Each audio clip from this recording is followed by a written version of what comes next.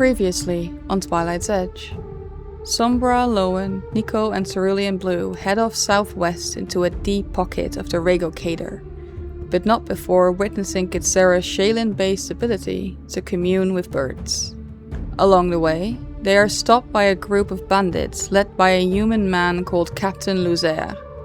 After a short tussle, the party quickly gets the upper hand and sends the bandits running for their own lives. The Devildrome awaits. Hello and welcome back to another episode of Tumble Through. I am your host and GM, Krifu Bernal. My pronouns are he, him. And the Devildrome awaits. Ooh. Boom, boom, boom, boom, boom, boom. Speaking of Bloodsport, my name is Aida. My pronouns are she and her. I play Sombra, whose pronouns are she and they. Sombra is a bright Kyle monk who was very graciously piloted the last episode by Evan. Thank you for taking good care of them. I hope you had fun punching. Great fun. So much fun. Would punch again. Hi, I am Anna. I use they, it pronouns, and I play Lowen, he, they pronouns, and Lowen is a Hellspawn Nephilim wizard, and Lowen was the one that got punched, not by Sombra, just other people. That was unfortunate. You almost meant that. Hi, my name's Evan, and I play Nico, our Rainfall Orc Leaf Druid, and both our pronouns are he, him, and who's quite often accompanied by Little Fugo. Hello, my name is Jen Vaughn, pronouns she, they, and I am playing Cerulean Blue, pronouns she, her. She is a Strix Nephilim animist. And she got some stuff thrown at her last time, but is just nimble enough to dodge it. Ooh. Yeah, we've been getting to see some different sides of Cerulean. These weird voices that keep coming out of her. It's freaking me out a little bit. Is anyone else freaked out by it? Yeah, well, not freaked out, intrigued is the better word, I guess. I think Nico got absolutely sold by it because we had that conversation upstairs and you mentioned his dead mother's name and it was just like, bam, hook, line and sinker, you got him. But I've been thinking about this. He's a little bit wary and he's a little bit tender at the moment, and I think you might think maybe he's just being manipulated. Maybe this is some kind of like scam or something like that. So there is doubt in his mind, but yeah, love it. Would season 1 Nico have been that suspicious? No.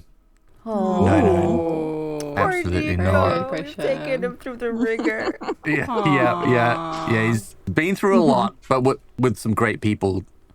And I think the city has chipped away a little bit. Yeah, I was going to say, as much as like Sombra and Lowen, you know, I feel like Sombra and Lowen probably feel like their presence is bringing Nico's like value down. Oops. Corrupting him. I don't think so. Not to play therapist a little bit there, but they probably feel that way. Yeah, maybe. But it's funny because without these two people, I think these two people in particular were more important than like Zekun, for example, because not only were these people, because Zekun is a positive influence, but Lowen and Sombra are positive while also reminding Nico of the harshness and the reality of this city. Yeah. We're jaded cynics. He could have met two other jaded cynics who robbed him blind the moment they could and would have walked away, you know? Yeah, they know the city well, so like it you know, say Lowen also has taught Nico like, okay, this is what you do, this is what you don't do, and Sombra's also given, you know, her fair share of lessons. I think at this point we're here where maybe Sombra and Lowen look at Nico and like, yeah, do you understand why we're like this? You give it like a couple of years and you'll end up where we are. Don't worry. Ouch. I don't think he would, and I think there's a part where Nico's probably rubbed off a bit on Lowen and Sombra. I know Sombra for a fact. The fact when in that episode where you were like, I'll go back and do it if you want me to. And it was like, no. And you did it, and you would have in the past. But yeah, I think maybe a little bit tempered, a little bit softened in some areas. We're all good for each other in some way. Yeah. For now. For now. For now. Some crusty sandwiches dipped in the au jus of camaraderie. The jus of camaraderie. The Taco Birria of benevolence. Yes. And sorry, real fast, what does Fugo, what's going on with Fugo physically, trait-wise? Fugo's abilities are grasping tendrils, Okay. which is from Leshy Familiar Secrets. Got some arms. Yep, got some arms, long arms. Independent, manual dexterity, and speech. No legs though, right? Doesn't something like That- like suck back up every time? That's easy. They've always got legs. Okay. Legs is always a thing. But you'll notice their cap is missing. Oh, see, that's what I'm saying. Like something Wait, what? My Mold. boy, what No. have you done with my boy? little shroom cut. Little shroom cut. No cap? No cap. No cap. No cap. Marcus isn't here. Oh, well done.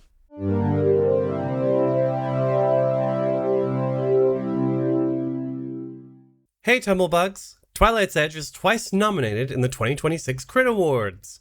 Crit stands for Creator Recognition in TTRPGs, and Anna and Krifu are both nominated in the Best Player and Game Master in a Paizo Actual Play category. We would love it if you could go and vote for us to be recognized. I encourage you to also check out the other nominees in a Paizo Actual Play, because a rising tide raises all ships, and more Pathfinder/Starfinder Actual Plays is always a good thing. The link to the voting form is in the episode description. Thank you for tumbling through!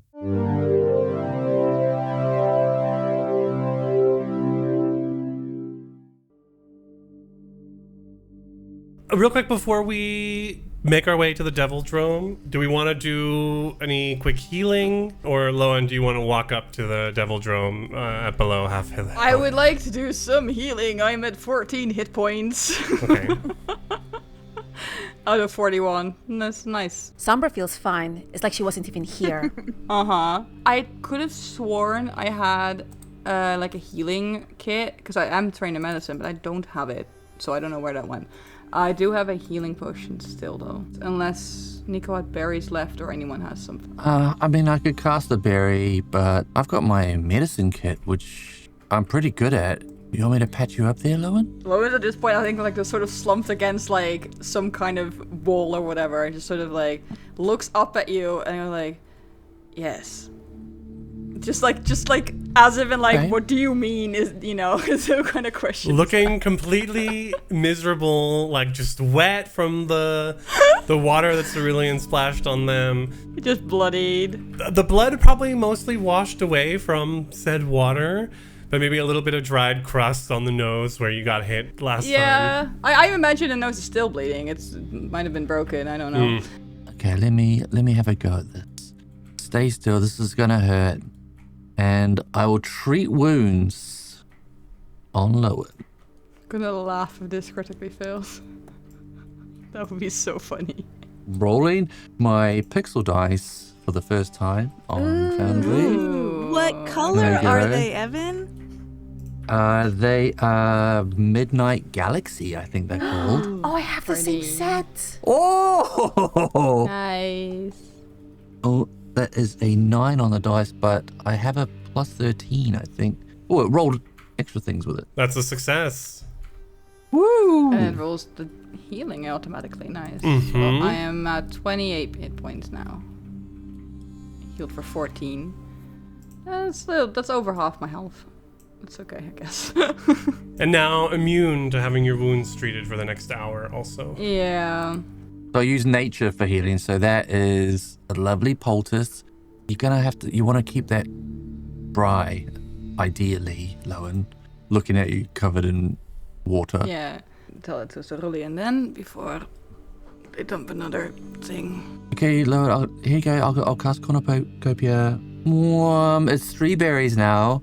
If I give you 2 and I have 1, is that okay? Because I did get it. Yeah, that's fine. And so does Thank Nico hand them? Like, do you try to, like, aim into Lowen's mouth? Or do you No. smash them into Lowen's mouth? No, do you want me? No, I'll just hand them to you. Here you go, Lowen. You don't need to be fed. Literally, I feel like if you raised your hand and like, do you want me to deliver a glare? And then just would have taken them. 14 for you, That's perfect. I'm up to full health now. and I'll roll 1 for me. That's 6. I'll apply that to me. Cool. Thank you, me. While everyone is healing up, Sombra just does a quick perimeter check, making sure that any threats are away. Yeah, some of the baddies did run away. Yeah, Cerulean turns to Sombra. Would you like this naval pike? The spear, short spear? To do what with exactly, you imagine? Cerulean sort of looking at just your wrapped fists, or Sombra's wrapped fists. Never mind. I misspoke. We could eat that later? We could put we could put a pig on it and turn it. A spear, a naval pike, like a spear. Pike, like a weapon. Like a fish. Yeah, sorry. I thought Cerulean was handing me a fish, a floppy, stiff fish. Slap people with a fish. Cerulean looks at Sombra. Are you hungry? Maybe I did take at least one punch. We could definitely eat something. That is so funny. This did not happen. Sombra turns around. As you turn around, there is a roar of sound from what sounds like a crowd. When you come around the corner, what you can see is, first off, a block of apartment buildings that don't look too dissimilar from what you've seen in Rego Crua, where Lowen and Sombra both have apartments. But this is a block of a size that you have not seen in other parts of the city, just in the Cater, where these ruins are. But what's really interesting about this apartment block is that the interior is hollowed out and the sun is streaming through massive holes in the wall and the ceiling of these apartment buildings. And as you approach, you can see, as you're going inside of the apartment block, that this interior has been hollowed out to create an arena. That's such a fun, way to design a coliseum, not gonna lie. Like a hollowed out apartment block. It's very Fallout. We could use this pike as a bat. Like a sports bat? Mm-hmm. Perhaps someone could throw some type of round object towards us. Like a skull. You come in through these southern doors with a few other people who are kind of running in at the last minute. And you immediately step out onto a sandy battlefield. You can see ushers directing you to the left and to the right, where stands are built into the wall and into the stone of the floors and walls of this apartment building.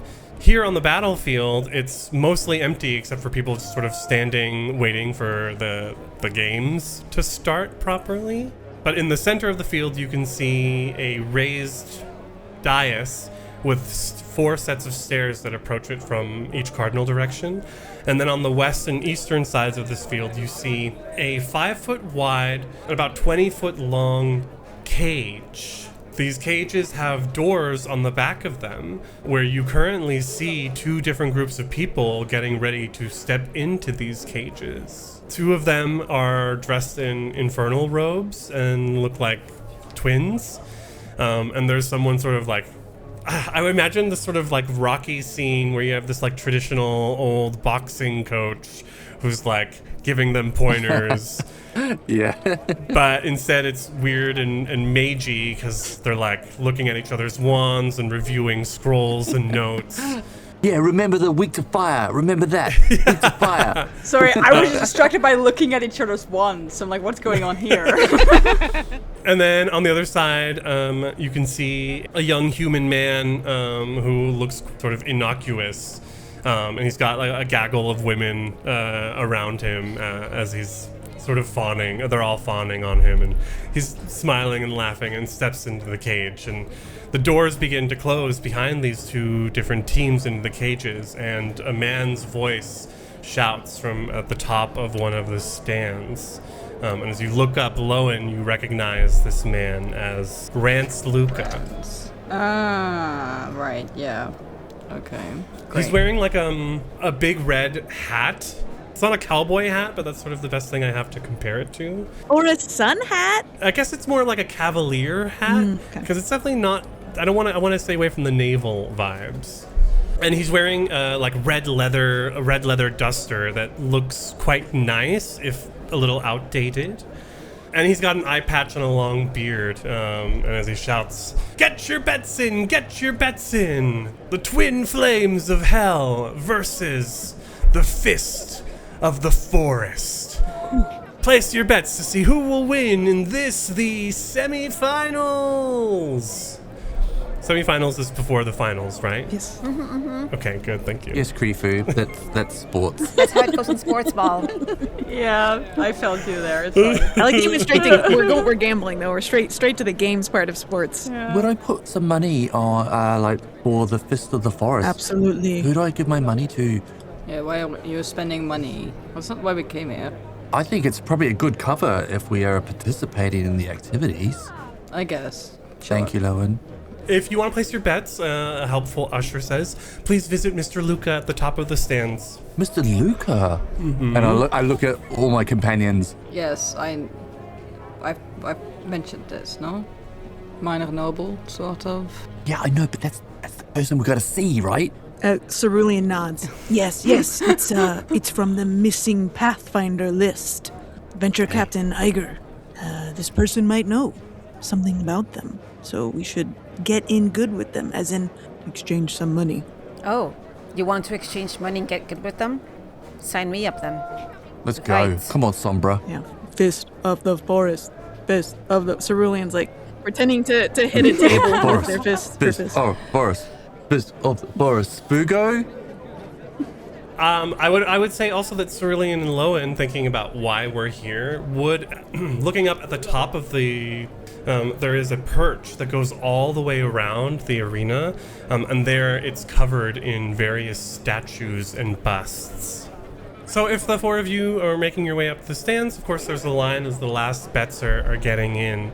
When the sort of last person parts and the four of you walk up to Rance Luca, he looks up from his table where he's taking bets and making notes and does a double take.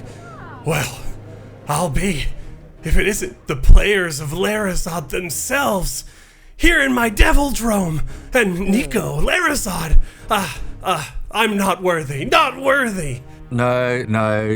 I appreciate the enthusiasm, but yeah, we're just winding down after the show, and we're just happy to be here, and this is the place to be, right? And is this Sombra Besame?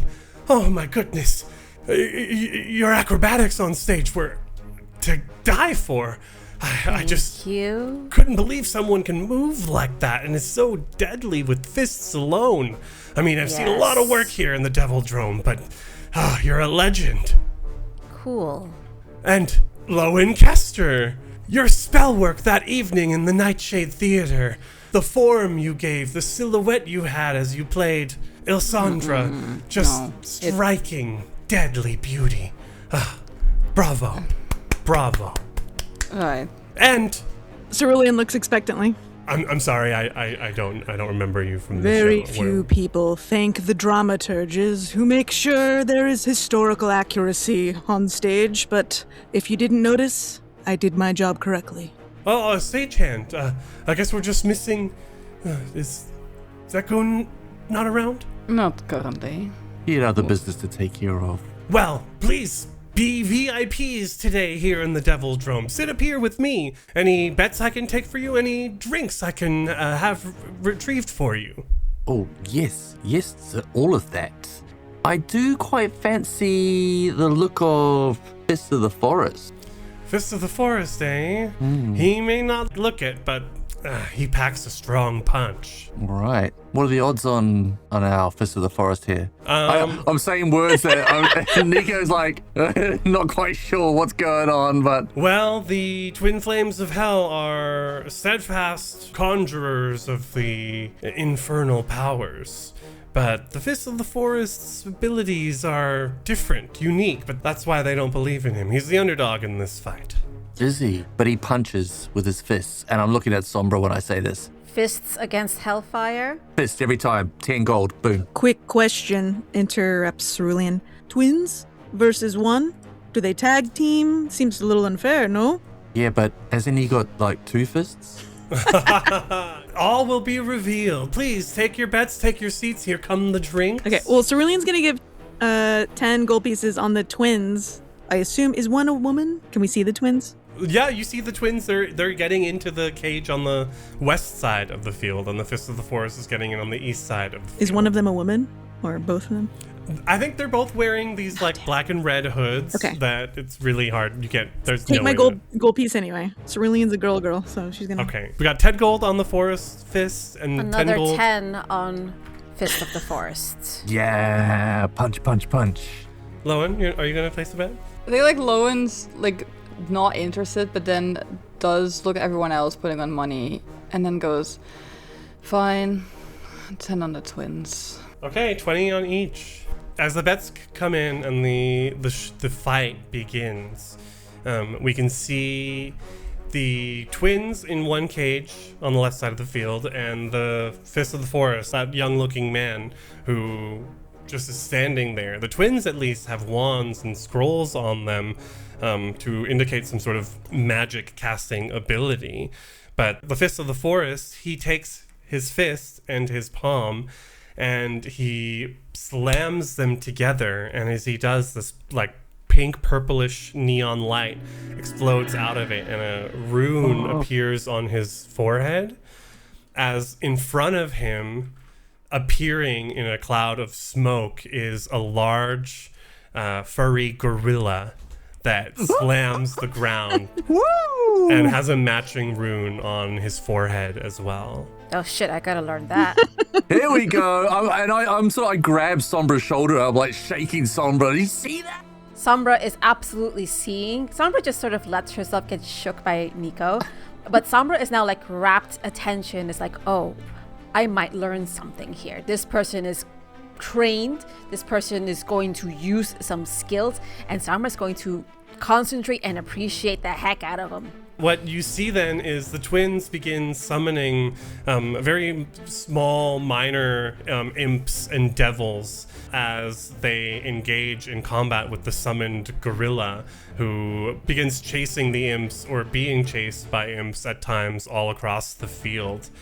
Meanwhile, each time an imp is smashed, the other twin begins summoning a replacement one, while the first twin is focusing on the summon and maybe casting some spells on the imps. The Fist of the Forest, he is standing in his cage and also every now and then throwing a buff or some healing energy through his Eidolon bond to the summon on the field. I guess we need to figure out who wins. So I'm going to roll a 1d2, flip a coin. 1, it's the twins, and 2, it's the Fist of the Forest. The Fist of the Forest wins as the last imp gets smashed down onto the ground. The twins, like empty scrolls in their cage, just sort of like fall to the ground, having exhausted all of their spellcasting ability. And Rance Luca yells into the arena, and the Fist of the Forest is the victor! Woo! Fist of Forest, Fist of Forest, Fist of Forest. As they begin setting up for the next fight, Rance Luca turns to all of you. So, my players, what did you think? That was incredible! Oh my gosh! Did you see the gorilla? And it was some kind of connection with it. Not quite the finesse of a murder play, I'll say, but I've built up a nice little place here that's basically legal. At least it's way more honest than murder plays. Oh, was there something dishonest about your performance? No, people here seem to relish in their skills, know exactly what they're getting into, and they seem to have more choice and pride in the matter.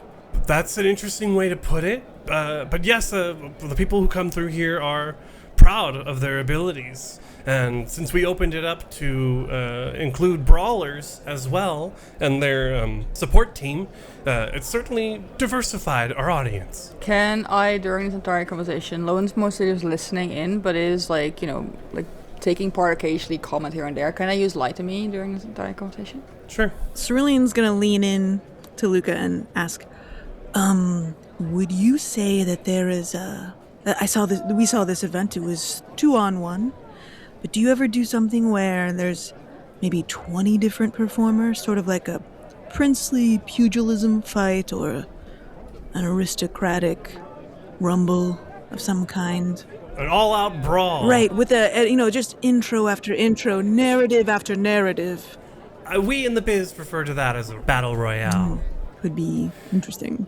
This format has worked for us for a while. The Jatari and the Hell Knights come by occasionally, and we found a good balance here with this, but yeah. Something to think about. I mean, dramaturge knows their stuff. And probably looking around, if the audience, if it comes a bit samey, you got to keep it fresh.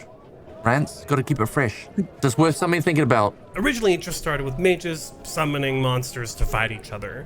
Well, we had to freshen it up, exactly as you said, which is why we now allow individual melee combatants to enter the arena with spellcasters behind them to support them, as if they had been summoned. It's nice, it's a nice touch, and, barely anyone dies. Usually accidents when it happens. So it's been making good money, but after your performance, I've been inspired to reach new heights.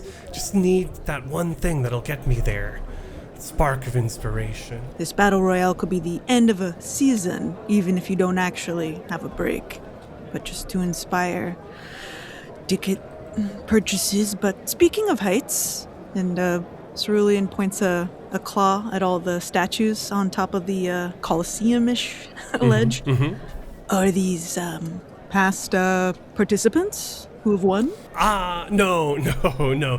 These are just pieces that I like, that I've collected from across the Cater. So an art lover as well. Well, yes, some pieces were saved from my family home when we had to vacate it.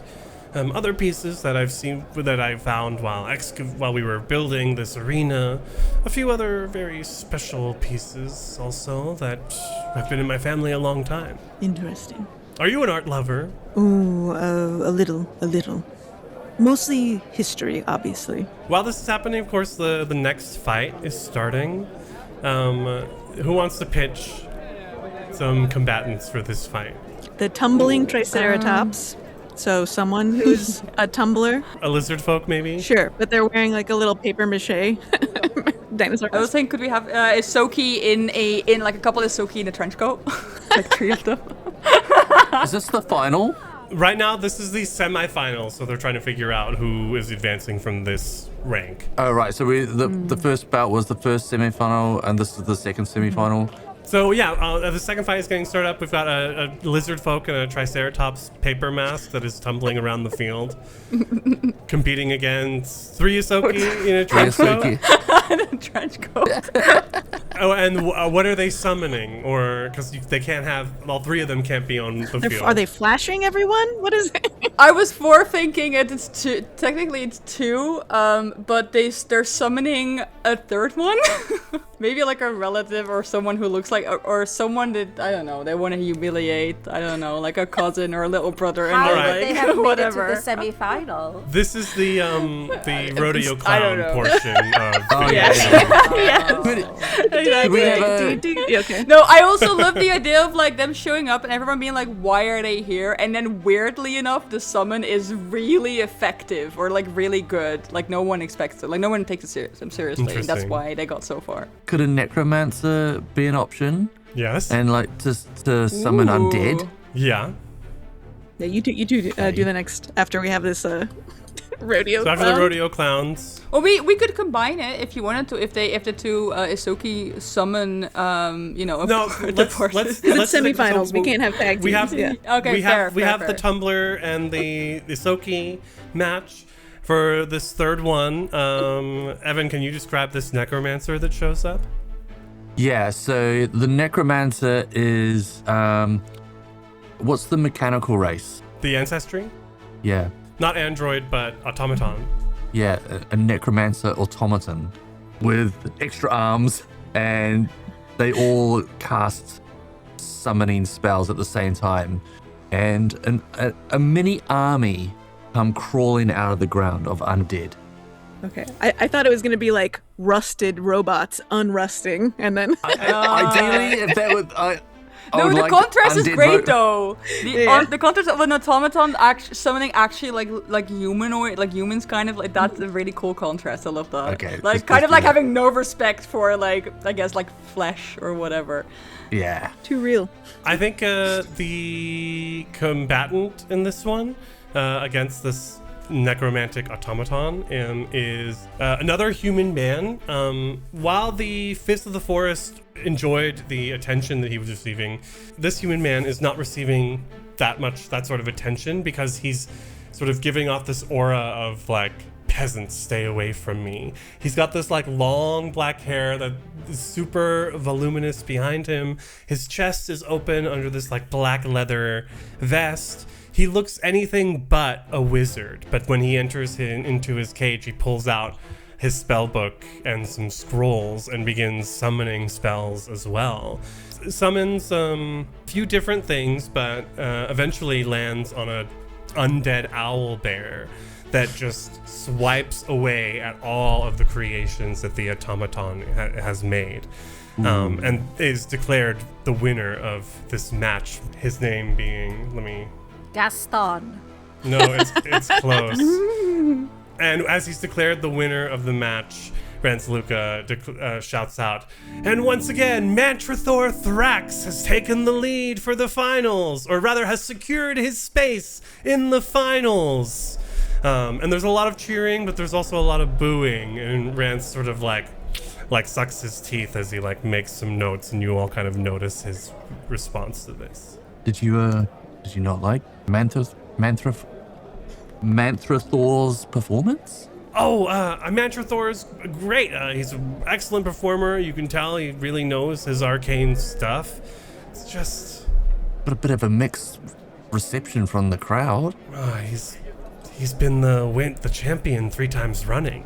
Oh, okay, I get it. It's just getting kind of old with that owl bear. He's always got a second one up his sleeve. Everyone sees it coming, but it's so powerful. What are you going to do? You got to keep it fresh. Well, this next fight, I've got a pair coming in that I really think can give him a run for his money. I'm hoping. You ever caught him cheating? No. But he's got a bit of a angry streak. Cerulean asks, do they sign contracts before they start fighting? Because you could put in a new line that says, you must use something other than an owl bear, or keep it fresh. I could. Mantrathor's. I'm not ready to sort of come down on him just like that. Thank you for the advice. Thank you for accepting I'll it. just say that someone can't win more than a certain amount of times, or they have to wait after they've won, I don't know, for another victor. And then later, after a while, you can, I don't know, put all the victors together in one match. Maybe, but that doesn't, that sounds great in theory, but in practice, coming down and saying, all right, folks, I know Mantrathor's the best, but he can't keep winning, so it's just not really entertaining. So these competitors, why do you think they have a chance? Well, there are first combatants from the Pleat. Oh, the Pleat. Excuse me, I've got to announce this fight. He announces the fight. Ida, I think you're the only one I need a combatant from you to enter into this fight. In the large, massive cage, you see like this tiny flittering light inside, and there is a fairy person in there. Cool. In all sorts of like pink, yellow, bright blue colors. Every time they move, it's like they're a literal firecracker. Amazing. But their spells are massively gargantuan compared to their body. It's like this person is compensating for their size, but massively handling it. So I'd imagine like summons a lot of really big animals. Like summons the Pathfinder equivalent of dinosaurs. Okay. As Rance announces the second group, and now our warriors from the hold of West Crown, fresh in from the Pleat, it's Little Boulder and Hal, as a very very squat, wide, green-skinned orc comes walking into up to the cage, but not getting into it. And a very handsome, tan-skinned human man who's like wearing something I feel like shoulderless, but very drapey, sort of like queen waves as he steps up into the cage and puts a hand out on Baruch's shoulder, and Baruch gives his boyfriend Helloric a little wink as they get ready for this fight. I love you, Baruch! There's a lot of waving. I don't know if maybe Baruch turns and sees Nico, probably recognizes his voice. And there's like a oh shit moment, like, oh no. Oh, we know. But indeed, as the fight plays out, the fairy is summoning these gigantic, well, in comparison, probably closer to medium-sized dinosaurs. And Helloric is buffing Baruch, as Baruch, with his fists, is just coming in under these dinosaurs and 1-2 punching them. And Sombra, you would be able to tell, as you're probably studying Baruch's movements closely, that his fists have become magicked by Helloric, just in the way that Nico at one point was casting Iron Body on you to turn your strikes magical. And as the last dinosaur gets knocked down, Baruch stands on the top of the plinth, the dais in the middle of the stage, and shouts, and there we have it, folks, our 2 finalists, the Boulder from the Pleat and Mantrathor Thrax. We'll see in a couple days' time how this will play out. And the crowd starts roaring. Woo! It's been a couple hours, I feel like, if you all are okay with that, having spent the day hanging out here. Would I have mid-fight gotten a chance to like go and explore? You would have had a time to walk around. Yeah, would have probably like tapped Cerulean on the shoulder, because Cerulean I think also pointed out like the statues and such, and just would have like mid-fight like sort of like leaned down and whispered like, do you want to go and walk around and check this place out? Yes. We'll have headed off and we'll have like sort of like said to Nico and Sombra as well that they're going to explore. What you see on the map is what you get. As far as like back rooms, there aren't that many. No one's really stopping you. You just see a lot of like green rooms where fighters are kind of resting from their bouts. Maybe a few parties are happening back here also. If you are at one point go up to the statues, you can definitely walk around and look at them on this little walkway that overlooks the arena from up above. I don't know if you know exactly what statue you're looking for. I was gonna say, does it have a name on them or whatever? I don't think so. No, it does not. But does it look like any of them like are made out of either a different material, or like some of them might have like been actual sculptures that look like they're posing? Is one of them that has maybe a really weird pose, like screaming or looking somewhat terrified, wide eyes, whatever? Can we also be looking for a wayfinder? Because this is back when Pathfinders were still allowed in... You can. You don't see any wayfinders. Lowen, it's a great point that there is a difference between an actual statue that was designed and someone who was maybe frozen, petrified, screaming. However, the sort of screaming, there must have been a phase at some point in like statue art of making screaming statues. Oh yeah, for sure. It was the Ghostface era. Yes, I remember. Yeah. You narrow it down to like a handful of statues that it might be. Okay. Oh, can I then maybe, if they were petrified magically, can I see if do I have it prepared? I have Detect Magic. Does that work? Well, so Detect Magic works differently. I can't believe it's season 3 and we're casting Detect Magic for the first time. I got it from the spell book. So in Pathfinder 2nd edition, it's a radar. It tells you that there's magic in the vicinity. It does not tell you what is magic. However, none of these statues are pinging as magical anyway. Okay, yeah, that's fair. I mean, Lowen would have tried anyway to like walk around, like see if any of them ping. But yeah, I think like once I've narrowed it down, we'll look at Cerulean and go, all right, well, it'll be one of them probably, unless he keeps statues elsewhere around here. I can't tell, and Cerulean goes, and I cannot use my spirit sense again until we rest, so... Right. I do have some things I can do to Rance, though. Alright. Keep talking. If we are okay with it. I could use one of my apparitions to help him recall some knowledge or, ask him a direct question. And he would not be suspicious when you do? I assume so. It's a little spectacular looking. Alright, well, if you think it's a safe thing to do, then Well, go ahead. we're in a pit of fighters, so it might not, Alright, if it causes too much of a spectacle, then maybe don't. I'm only saying, right now we only have a handful of statues that it could be. He could be having it somewhere else if he does know what it is. I don't know Luca very well, the family, but I don't know if they are knowledgeable enough on these things, or if maybe it just end up in their possession. I definitely do not know Rance very well. I don't know what to make of him. Also, Lowen is kind of thinking because Rand mentioned, some of these, were like from my family and such, but that doesn't automatically mean that he knows what it means or what it's for. And I think Lowen is still trying to get like a full picture of who is Rand, like how smart is he? Does he have? That's why he was trying to do lie to me. Like, is he hiding something? Did he, like inherit this statue and put it up here, not knowing what it was, or was someone in his family, smart enough to tell him like, okay, maybe don't display this? I think like Lowen's trying to get a full picture of how useful can Rance be, or do we have to be wary of him?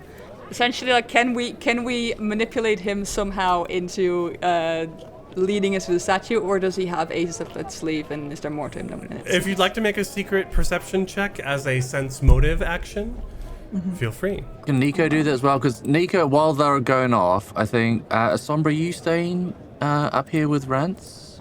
Sure. Nico, you, like you said, you and Sombra are hanging out with Rance, and I think that works as well because Rance will occasionally like ask the two of you about like stunts you did on stage. And now tell me, I heard you might have taken energy potions. Well, Rance. I mean, you don't have to tell, but that acid looked pretty nasty, so I wouldn't blame you if you had. And I'm because Nico he's going to be a bit of a loose cannon just above table, just to let you. He's enjoying himself. He's trying to forget a lot of the stuff that's just has been happening, but also keep it in mind, he is here on a job.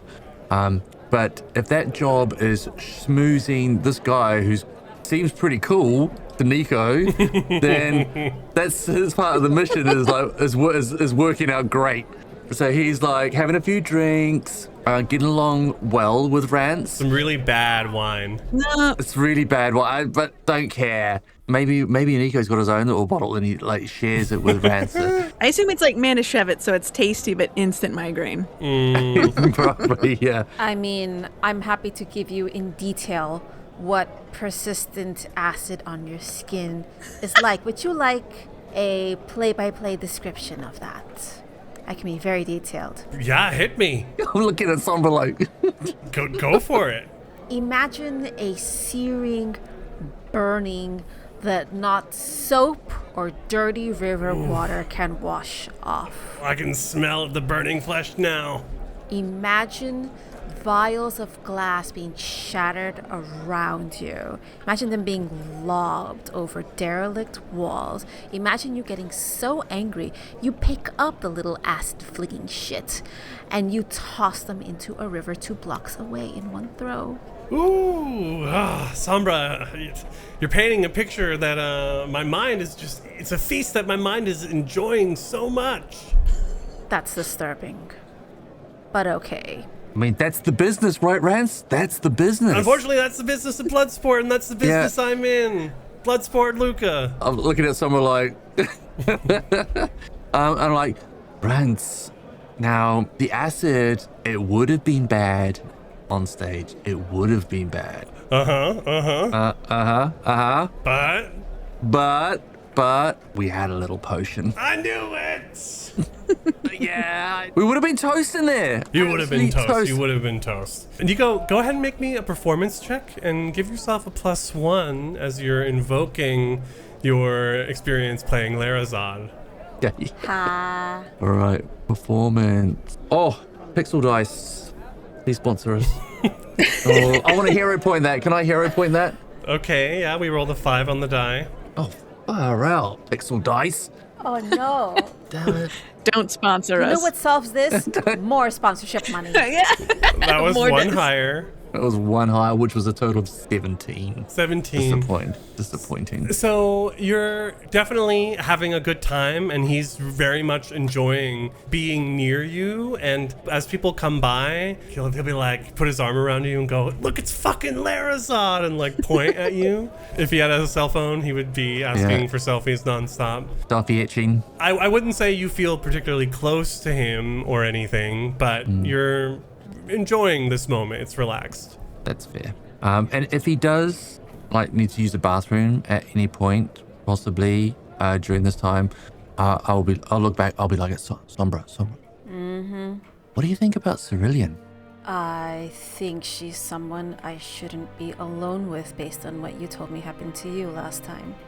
Yeah, that kind of freaked me out a little bit, and I don't know if my brain was being manipulated, but it was a tough one because they definitely have a connection with spirits, but I don't know if they were using that to do something with me. I'm really confused. I like them, but I'm not all in at the moment. That's what I'm trying to say. Maybe it's what they're claiming based on their expertise. I mean, Zekun had a similar kind of expertise, but according to what you experienced, she said that your mother's spirit was tethered to you, and that can be hard to swallow because we assume people like that, they're resting, they're in a good place. Why would they be bound to this hell? They should have deserved the best. Why weren't they there? Does Cerulean draw them? Or is she just telling the truth that they're stuck here because of us? I don't know. And I don't know which reality is worse. No, I understand where you're coming from. I do. And I don't think they're stuck here. She said that they are not always around, but I don't understand, and I was just in awe, and it felt like I was having a conversation with my mother, and I didn't want, in the moment, I didn't want to be cynical of that because it felt nice. I was gonna say, however you feel about Cerulean, were you glad it happened in the end? Yeah, I was. Good for you then. What if the same happens with you? No, Okay. it cannot. It must not. Understood. Hey, Rance!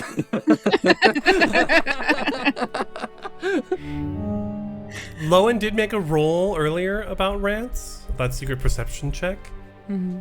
So, like, as Rance comes back and is talking to Nico and Sombra, where you pan it back up to the rafters where maybe Lowen's watching Rance come up to them and, like, slaps his hand on Nico's shoulder. Lowen, you get the vibe that Rance is pretty open in general. Okay. What little you remember of seeing him as a child at parties on the island was that he did not get it. The rituals and the customs that Julana worked so hard to train you in, Rance didn't get any of that, and it makes sense now that you know that his family was on the outs anyway, but at the time it was easy to use as like a shield. Okay, well, everyone's making fun of him, now they won't make fun of me at this party because Rance is here. Yeah, for sure. It's hard to say because he's changed so much since then, or I don't know, maybe you've changed a lot since then. Yeah, I think if Lowen, like, at one point realizes that he's not necessarily putting up an act, or he's just kind of like, maybe a bit awkward or whatever, but he's just himself. I think Real. then Lowen has a moment of like, okay, maybe I underestimated him, or because obviously, like, I think also there's a connection being made, maybe like, oh, he's been away from the island. I've been away from the island. I know that did me a lot of good. Maybe it did him a lot of good too. Doesn't mean he necessarily like fully trusts him now, but there is a kind of feels a little bit less like on edge where it's like, okay, maybe we can work with that. As Lowen and Cerulean make their way back down, Rance has just come back from his bathroom break, and as the four of you are back, he says, "Hey, so I've been thinking a lot about your suggestions. It's almost 5 o'clock now. It's been 5 hours of semifinals today. Oh my gosh. 4 matches, but a lot of like entertainment in between. Those Isoki in the jacket, that tumbling Triceratops came back. Someone went out for food. Maybe a food truck showed up, and Nico was like, "Hey, I know all these vendors." But yeah, Rance comes back. "So I've been thinking about all of your suggestions, and I really do want to switch it up. And well, we don't have time to prepare a full battle royale, but what if I took the 2 finalists from today and had them team up against the players of Larazad?" Oh, I knew it was coming. I knew it was going to come. And that's where we'll leave things off this week. Yeah. Punch. I Gonna knew punch. it. Yeah, I knew punch. it. Can we punch? Yes, Punch? Absolutely punch. Tumble Through presents Twilight's Edge, a Pathfinder 2nd edition actual play of the Council of Thieves adventure path, converted from Pathfinder 1st edition by Griffo Bernal, game master and executive producer. Tumble Through uses trademarks and/or copyrights owned by Paizo Inc., used under Paizo's fan content policy, paizo.com/licenses/fan content. Tumble Through is not published, endorsed, or specifically approved by Paizo. For more information about Paizo Inc. and Paizo products, visit paizo.com. If you enjoy our podcast, make sure to subscribe to us on your favorite podcasting platform so you never miss an episode. Leave us a comment or interact with us by following us on Blue Sky and Instagram. Thank you so much for listening. Quick question, Krifu. How much money did I make? Because I Yes. doubled my bet every time and won every time. I need to know. At least the first time we bet. And I would have dropped all my money on Little Boulder. You would have won 100 gold pieces, Nico. Ooh, nice. If Sombra only bet the Rich. first fight, so the 10 on Fist of Forest versus the Hellfire Twins. It depends on what the odds were. You would have gotten 25 out. 25 out.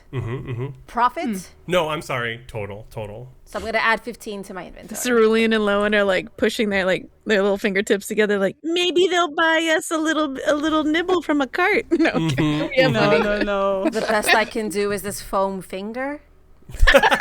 Wow. Cerulean looks at it. Sombra, shouldn't it be the pointer finger? No, it's the middle finger. Yeah. It's a floppy fish. Nico's definitely bought like a foam Fist of the Forest. A gorilla fist. Yeah. And a small one for Fugo. Yeah. Little tiny one.